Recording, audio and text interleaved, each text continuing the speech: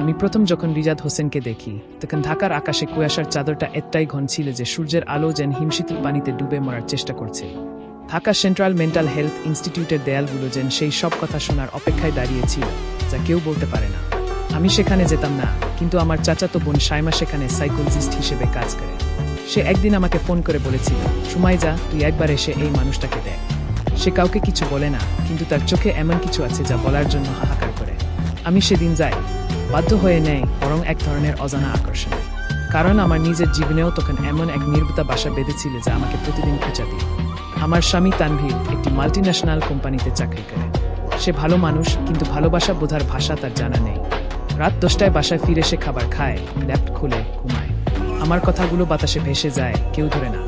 বিবাহিত জীবনের 3 বছরে আমি শিখেছি কিভাবে একা একা কফি খেতে হয়, একা একা টিভি দেখতে হয়, আর একা একা সোদা ঘরের অন্ধকারে চোখের পানি মুছতে হয়।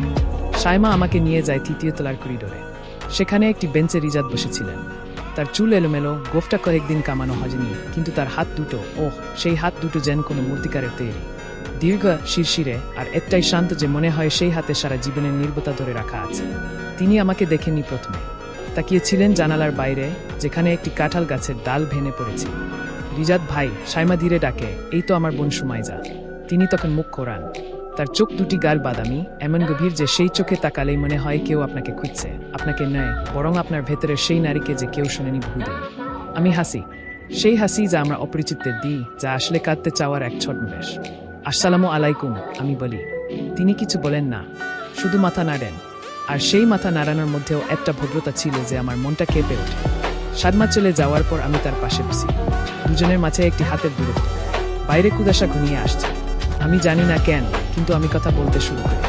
আমার জীবনের কথা, কিভাবে আমি চট্টগ্রামের একটি ছোট শহর থেকে ঢাকাতে এসেছিলাম পড়াশোনা করতে, কিভাবে আমি ফ্রিল্যান্স অ্যাকাউন্ট্যান্ট হিসেবে কাজ করি, দিনে 6 ঘন্টা, রাতে অঙ্কের খাতা আর হতাশার মাঝে নিজেকে হারাই। কিভাবে তানভীর আমাকে বলেছিল, তুমি খুব সেন্সিটিভ সুমাইজা, সব কিছুতে কাঁদো না। আমি কথা বলতে থাকি। রিজাদ শোনেন, শুধু শোনেন না, তিনি দেখেন। তার দৃষ্টি আমার চোখে, আমার হাতে, আমার কাপা কণ্ঠে। যখন আমি বলি আমি মনে হয় সবার কাছে অদৃশ্য, তখন তিনি প্রথম কথা বলেন, তুমি অদৃশ্য নও। তার কণ্ঠ এতটাই নরম, এতটাই ধীর যে সেই কথাগুলো কুয়াশা ভেদ করে আমার তাকে লাগে। তুমি যা বলছো তা খুব গুরুত্বপূর্ণ। আমি শুনছি, শুধু এই 2 বাক্য, কিন্তু আমার চোখ ভিজে ওঠে। কারণ কেউ আমাকে একদিন বলেনি যে আমার কথা গুরুত্বপূর্ণ। কেউ বলেনি যে সে শুনছে। পরের কয়েক সপ্তাহে আমি প্রতি শনিবার যেতাম। সাইমা বল, তোর আসলে কোনো প্রয়োজন নেই ওখানে যাওয়ার, সুমাইজা, কিন্তু আমি যেতাম। কারণ রিজাদের কাছে আমার কথাগুলো নিরাপদ ছিল। সে কখনো বিচার করেনি, কখনো উপদেশ দেয়নি। সে শুধু শুনত আর মাঝে মাঝে বল, তুমি ভুল নও, তা অনুভব করছো, তা খুবই বেড়। একদিন নভেম্বরের একটি বিকেলে আমি কাঁদতে কাঁদতে গিয়েছিলাম। তানভীর সেদিন আমাকে বলেছিল, তুমি আমার মাকে কেন ঠিকমতো খেয়াল করো না? তুমি একটা মেয়ে, তোমার কাজই হলো পরিবার সামলানো। সেই কথাগুলো আমার গলায় বিঁধেছিল। রিজাদ আমাকে দেখে কিছুক্ষণ চুপ করে থাকেন। তারপর তিনি তার নিজের গল্প শোনান। তিনি ছিলেন নুরানি কনস্ট্রাকশন গ্রুপের একমাত্র উত্তরাধিকারী। তার বাবা হারুন হোসেন কোম্পানিটি মাদারীপুরের নুরানিচর থেকে শুরু করেছিলেন।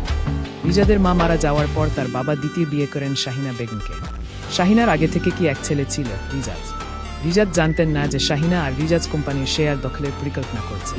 2021 সালে যখন রিজাদের বাবা হঠাৎ মারা যান, তখনই চক্রান্ত শুরু হয়। আমাকে একটি মিথ্যা চুরির মামলায় ফাঁসানো হয়। রিজাদ বললেন, তার চোখে এখনো সেই বিস্ময়। আমার স্ত্রী নাদিয়া, সে আমাকে বিশ্বাস করেনি। বল, তুমি সত্যিই পাগল হয়ে যাচ্ছ। রিজাদ পরিবারের সবাই বলল আমি মানসিক ভারসাম্য হারিয়েছি। 3 বছর তিনি এই হাসপাতালে আছেন। কিন্তু সে পাগল নন।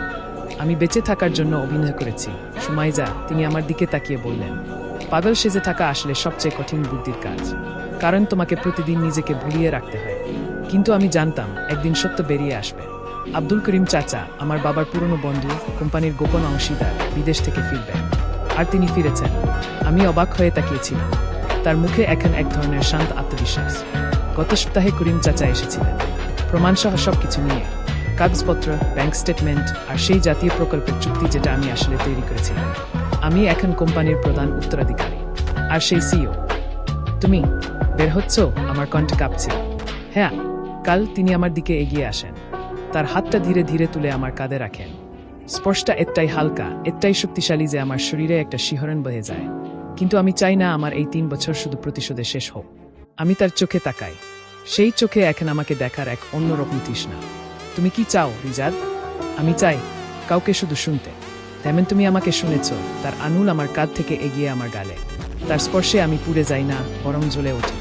তুমি জানো সুমাইজা, এই 3 বছরে কেউ আমাকে জিজ্ঞেস করেনি কেমন আছে, কেউ বলেনি আমার কথা গুরুত্বপূর্ণ। কিন্তু তুমি এসেছি। তোমার কথা শুনতে শুনতে আমি বুঝেছি মানুষের ভাষা শুধু কথাই নেই, অনুভূতিতেও। আমি জানি না কিভাবে, কিন্তু আমার হাত তার হাতের উপর চলে যায়।